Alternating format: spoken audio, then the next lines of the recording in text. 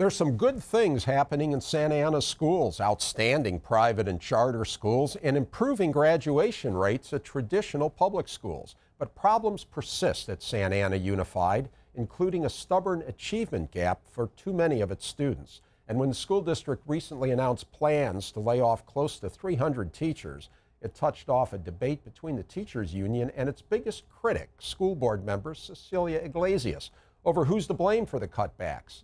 Now we'll examine the issues. Iglesias is here, and so is school board president John Palacio. They're next on Inside OC.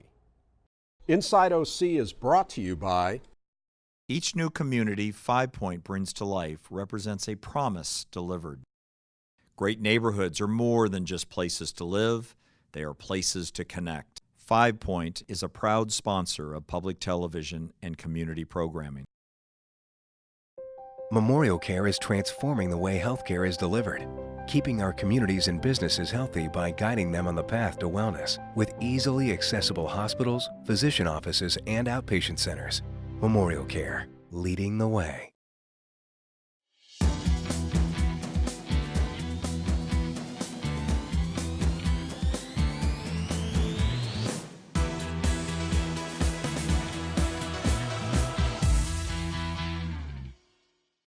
Great.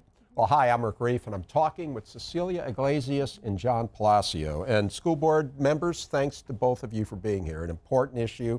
So let's start just by giving folks a little idea of who you are. John, tell us what do you do and how long have you been on the board?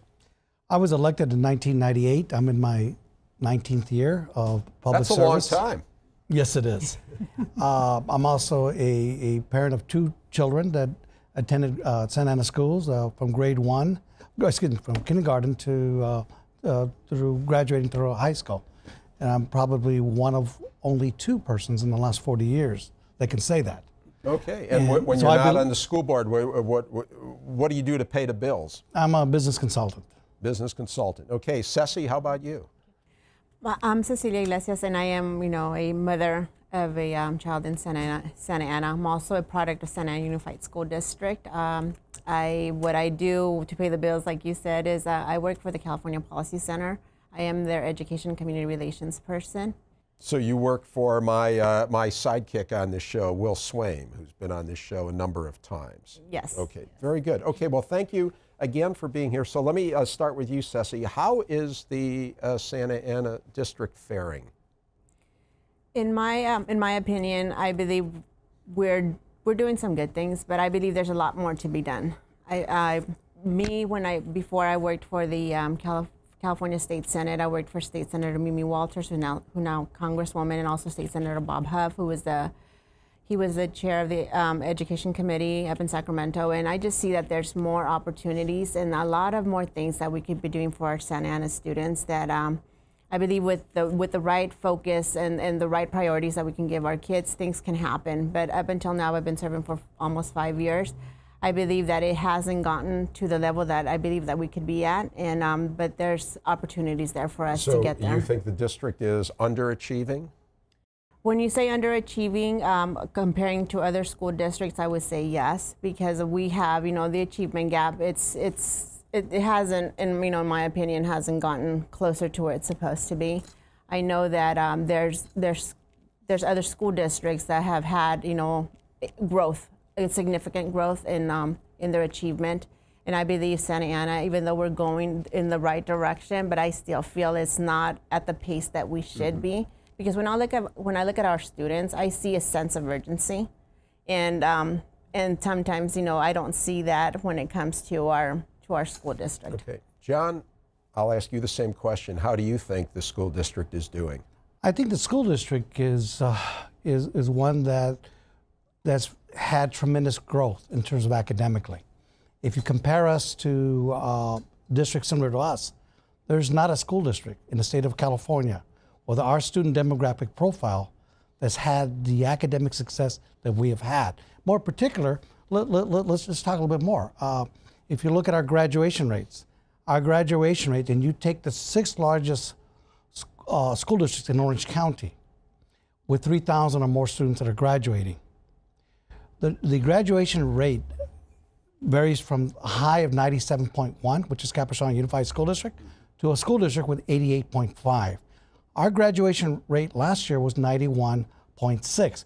This year, it will be 92.79% or more. And I referenced that at the top of the show, and I do want to get Ceci's assessment of that, because that does look like a very positive thing. Just before we do that, though, to your point, John, let's look at some demographic information on the school district. The viewers can see it here.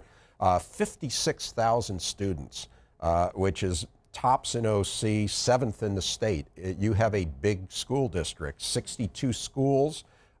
It says here 5 charters. We can talk about that because just how many charters you've got.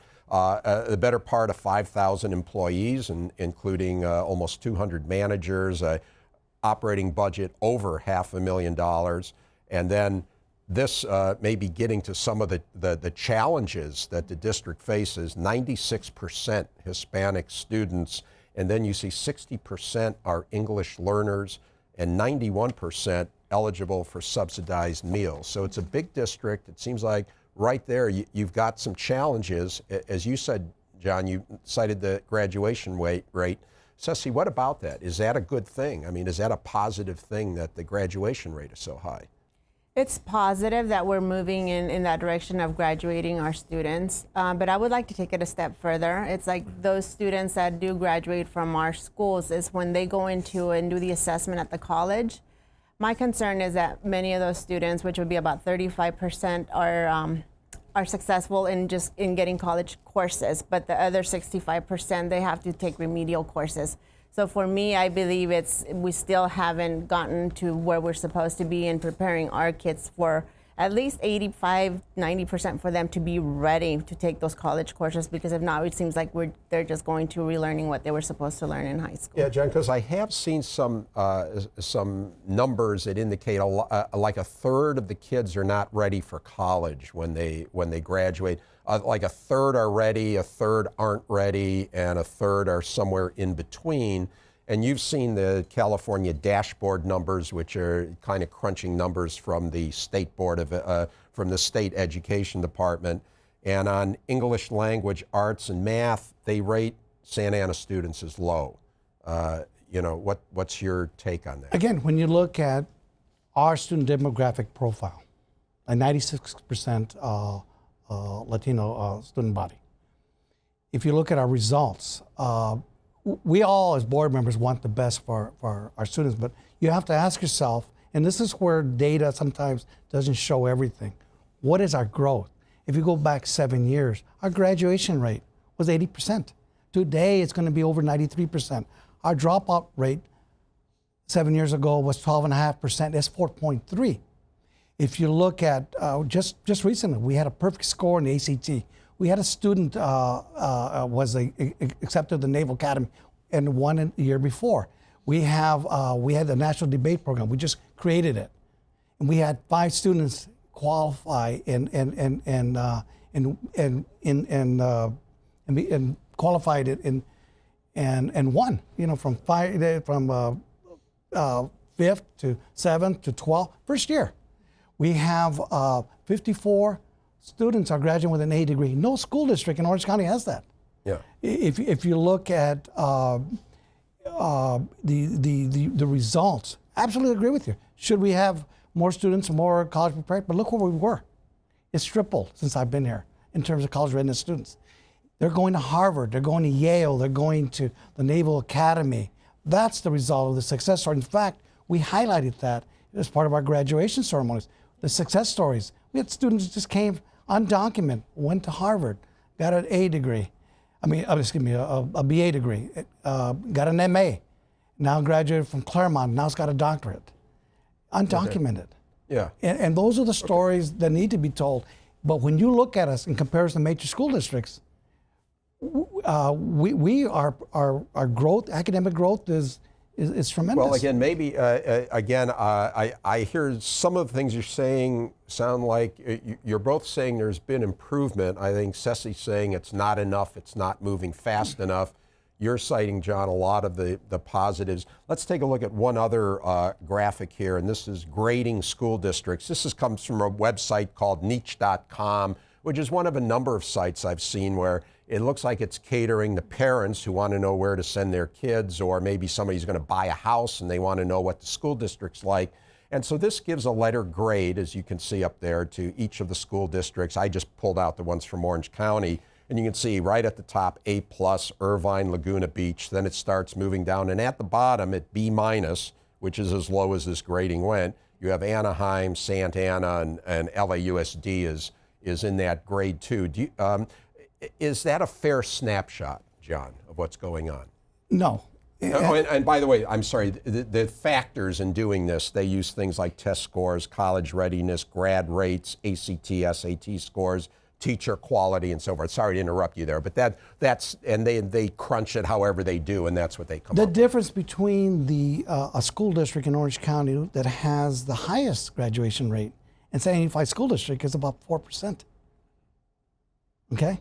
The difference in dropout rates is about 3%. There's tremendous progress. Our students, if they're not prepared, why are they qualifying for Harvard, for Yale, for the Naval Academy? We have the best NJROTC program in the country, the Culinary Arts program in the country. We have tremendous programs, dual immersion. The average school district with a CO by literacy is about 5%. We have over 30%. So what about that, Ceci? But when I talk to property owners, residents, business owners, that's one thing that they take into consideration. And just seeing the demographics of where individuals want to reside at, you see that Santa Ana is broken down into like 3 sections. You have North Santa Ana, you have the middle, and then you have South Santa Ana.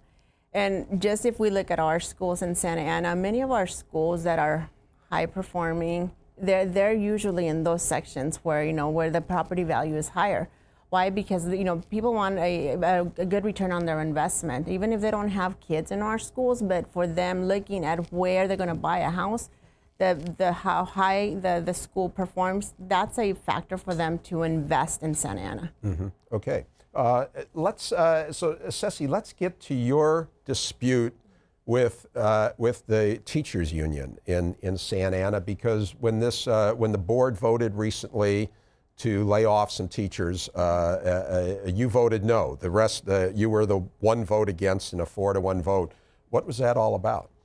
That was because back in 2015, when we were given the projection of where the district was going to be financially, we were told and reaffirmed by our former superintendent that if we approved this raise, which was about, I think the last raise was about 10%, we were going to be facing layoffs. But the way he termed it was right sizing, and right sizing was a word for layoff.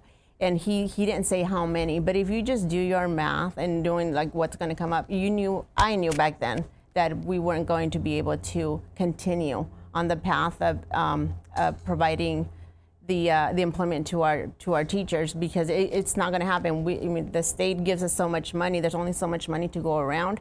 And I knew, so because I voted no on the increase, it's only natural that I vote no on the layoff, because it's not the teachers' fault that they were being laid off. It was their leadership that pretty much left them out to hang. So you're saying because the board had granted those raises, yes, they didn't have enough money, and correct, therefore they had to lay off teachers. Correct. And you also had an issue with the fact that the way it works is that the newest teachers are the ones who get laid off. Correct, and then that's what happens. I believe I brought it up to my board colleagues, saying that I would want for us to have some type of merit pay.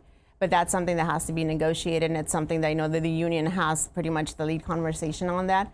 So because we couldn't really base it on performance, and it's very troubling and it's very sad for the newest teachers, for them that just because they don't have the seniority in it, but they have the heart and they've been able to prove themselves that they're really great teachers, we couldn't keep them because of the tenure. Was your vote a protest vote? Because seriously, you're a board member. Mm-hmm. You've got this budget problem. Mm-hmm. You've got to do something. Did you have an alternative idea of what to do? My thing is, could we do performance-based? And I even asked it at the time that we were going to take this vote to lay off, and our attorney said no, it's based on the way the regulations of California is. No, that we cannot do merit pay. John, do you have any issues with what Ceci said? First of all, is it because you gave the raises that you had to do the layoffs? No. The issue really is it's structural. In the state of California, the demographics of the state of California, K through 12, is the student enrollment is getting smaller. There are more people leaving California than coming in. Number one, it's also the recession that people have left. You know, people come only if there's jobs. If there's not any jobs, particularly the Latino community. The Latino community is in the service sector. They don't have a safety net. So if there aren't any jobs, they leave. Third part that we were faced with is we weren't sure what the impact would be at the federal level. In my 19 years on the school board, we've never had to worry about what the federal government was going to do. We're faced with a 22% reduction in federal funds that was unknown to the school district. That represents millions and millions of dollars. Are you saying that there's been falling enrollment in the Santa Ana schools so that you don't need as many teachers? Well, it's structural. It's structural in the sense that at the elementary school level, we have less students, and there's a formula in terms of filling teaching positions. It's structural. You know, it has nothing to do with salaries. We believe that from a salary perspective, that we need to have competitive employees, and I believe we do.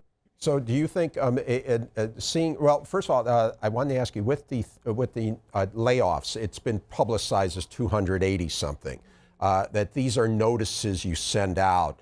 At the end of the day, usually when you send out those notices, that doesn't happen. How many teachers do you expect will wind up realistically being laid off?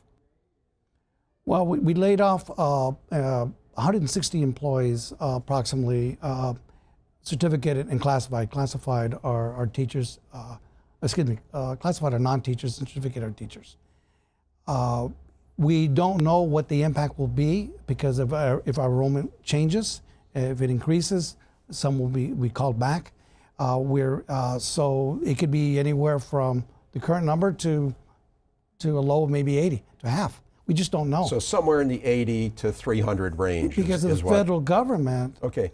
What this is real important to understand. Not only did we have that, we also had the governor of California, Governor Brown, indicating there was going to be a reduction in funds available to public schools.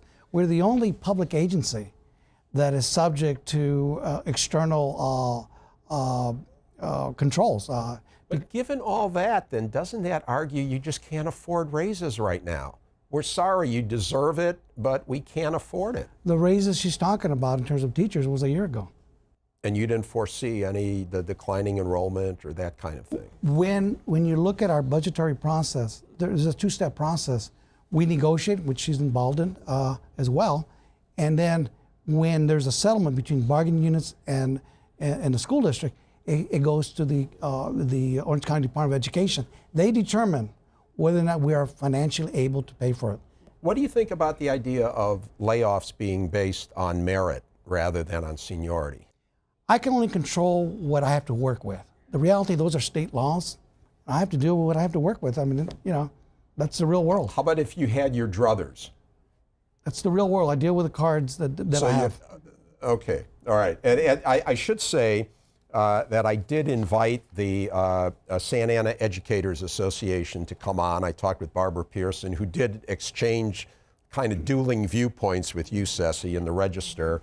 And she said they had nobody that was available because they're all teaching right now, and so none of them were available to come on. I will note, she said that, you know, in that viewpoint, among other things in the Orange County Register, that the district's financially sound and that the teachers had agreed to a 4% pay cut 2 years earlier to help the district, and so that it's not as dramatic an increase as it may seem if you average it out over all those other years. And she also said declining enrollment has been exacerbated by private for-profit charter school encroachment into our community. Was that a little dig at you? I believe it's a dig on parents' choice, because parents have been able to choose, and having options for parents to send their child, I believe, has been the issue for them.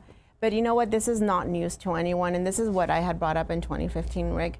was that we had studies of our student growth and our student population, and we showed from 2010 that the declining enrollment was happening, and it even gave us almost to the number that in 2017 we were going to be at 49,000 students.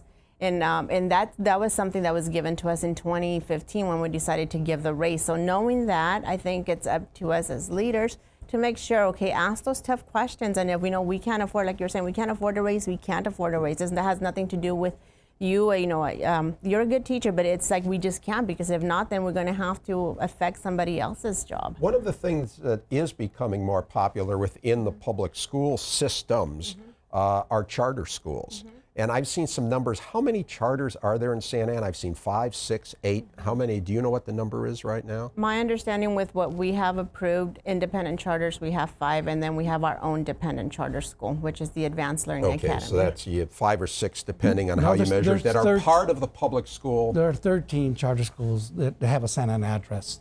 8 of them are independent charter schools that were approved by the Orange County Department of Education or by the state of California. There are 4 charter schools that are also independent charter schools that were approved by the San Unified School District. At the end of the day, these aren't school district employees, these are not school district students. Okay, what's your feeling about charters, John? Is that a good number? Should there be more? Should there be fewer in Santa Ana? I look at things the way things are. If you look at the federal government, and every child shall succeed, they're going towards charter schools. If you look at the state of California, you look at the legislature, when you have four ways in which students have choice. It's district choice. That's before the legislature today. Just passed 36-0 in the state Senate. Where you can go to any school within any school district. At any school district. Yes. So if you're in Anaheim and want to go to Orange, you can do yes. that. Yes. Okay. If you look at, there's another way to interdistrict transfers, employment transfers. So choice, the legislature is already there, in terms of choice, and so when you look at that picture. And you look at the school district, we have a lot of choice. We have educational options where students can go.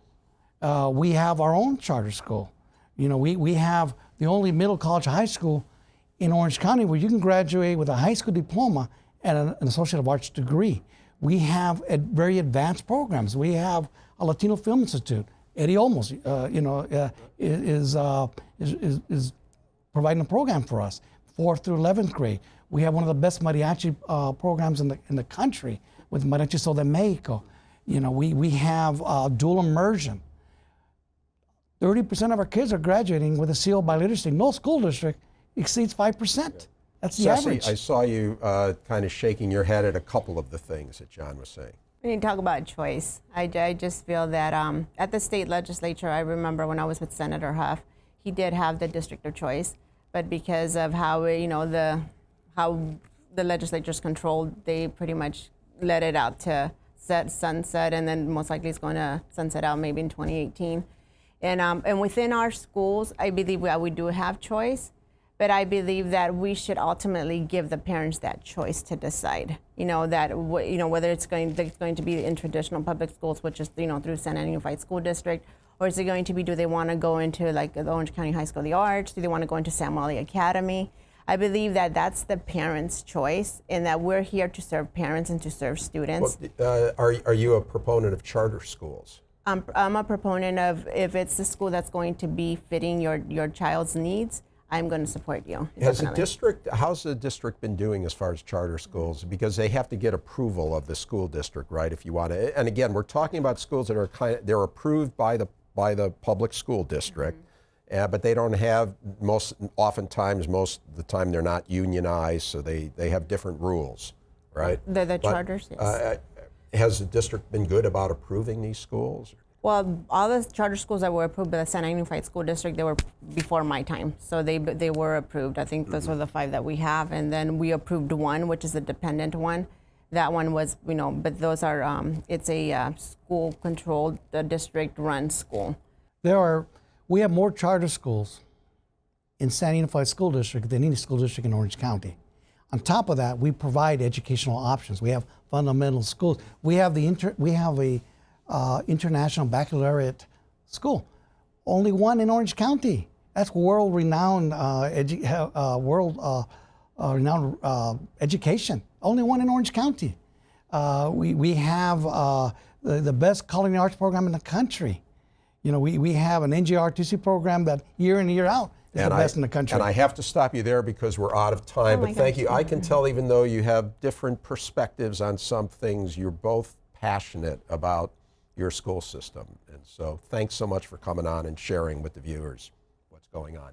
And that's it for now. Thanks again to my guests, Cecilia Iglesias and John Palacio. You can watch this show and past shows by going to pbssocal.org or rickreiff.com. You can also catch our shows and our post-show open mic chatter on YouTube. And follow us on Facebook, Twitter, and Instagram. Thanks for watching. We'll see you again on Inside OC.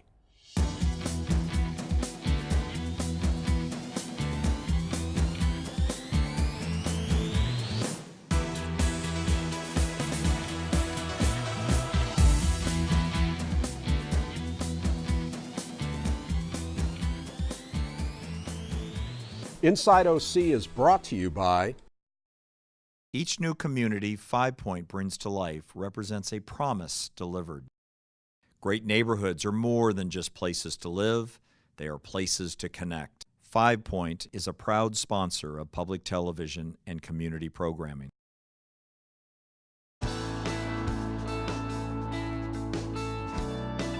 Chapman University is a proud sponsor of Inside OC and community programming.